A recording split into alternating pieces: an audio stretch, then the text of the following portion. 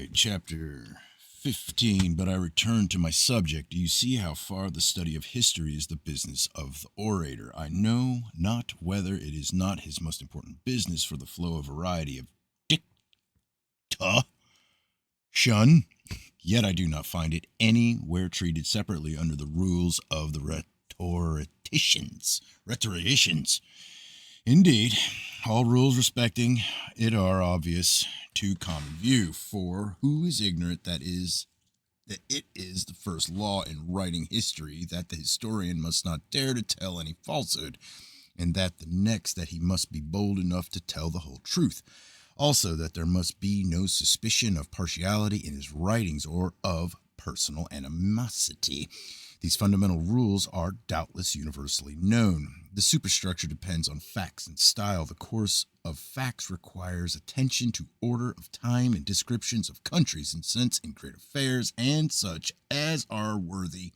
of remembrance. First the designs, then the actions, and afterward the results are expected. It demands also that it should be shown in regard to the designs that what the writer approves, and that it should be told in regard to the actions not only what was done or said,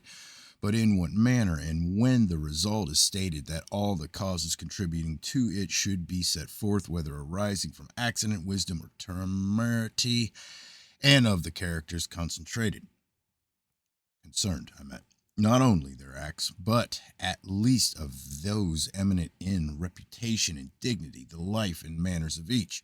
The sort of language and character of style to be observed must be regular and continuous, flowing with a kind of equatable smoothness, without the roughness of judicial pleadings and the sharp-pointed senses used at the bar. Concerning all these numerous and important points, there are no rules, do you observe, to be found in the treatises of rhetoricians.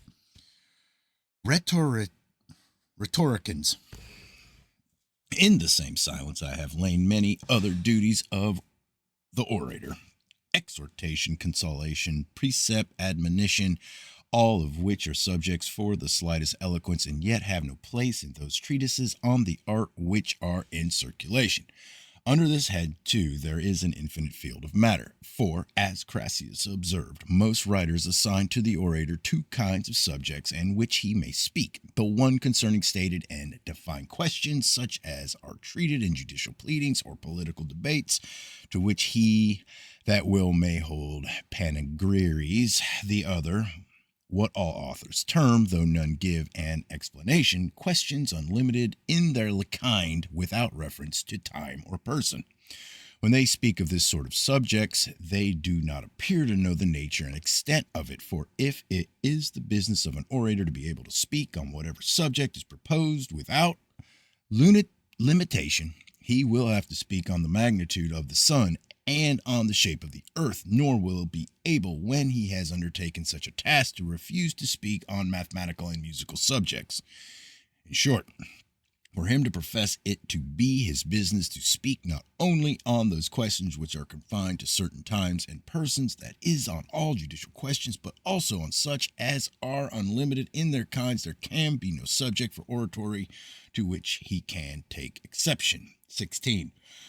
But if we are disposed to assign to the orator that sort of questions also which are undefined, unsettled, and of extreme latitude, so as to suppose that he must speak of good and evil, of things to be desired or avoided, honorable or dishonorable, profitable or unprofitable, of virtue, justice, temperance, prudence, magnanimity, liberality, piety, friendship, fidelity, duty, and other virtues, and their opposite vices, as well as on state affairs, on government, on military matters, on civil polity, on morality, let us take upon us that sort of subjects also, but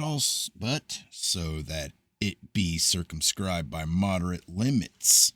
I think indeed that all matters relative to intercourse between fellow citizens and the transactions of mankind in general, everything that concerns habits of life, administration of public affairs, civil society, the common sense of mankind, the law of nature, and moral duties, falls within the province of an orator, if not to such an extent that he may answer on every subject separately like the philosophers, yet so at least that he may interweave them judiciously into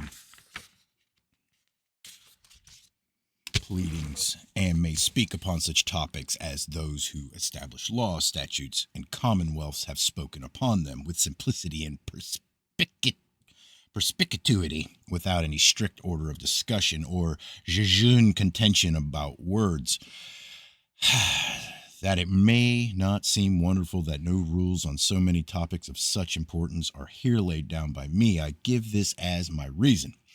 As in other arts, when the most difficult parts of each have been taught, other particulars, as being easier or similar, are necessary to be taught. For example, in painting, he who has learned to paint the figure of a man can paint one of any shape or age without special instruction.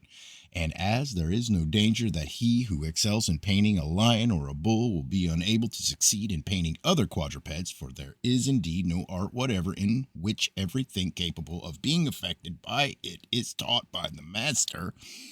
but they who have learned the general principles regarding the chief and fixed points accomplish the rest of themselves without any trouble. So I conceive that in oratory, whether it be an art or an attainment from practice only, he who has acquired such ability that he can at his pleasure influence and understandings of those who listen to him with some power of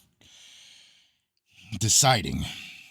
on questions concerning public matters or his own private affairs, or concerning those for